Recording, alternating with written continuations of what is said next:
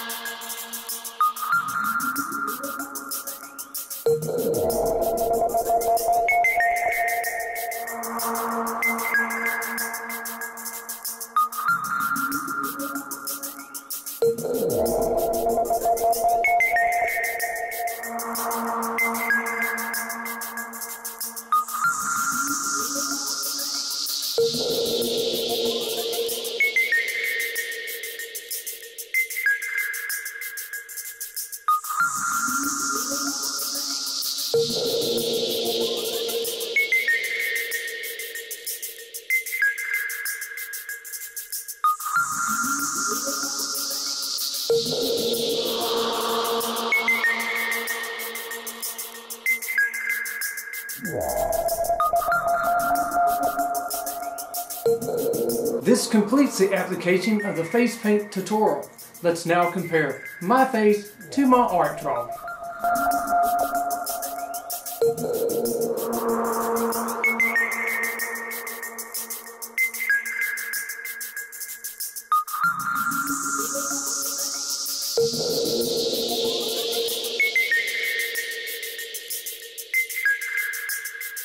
It's now time for me to get into full costume and to show you my complete and finished look.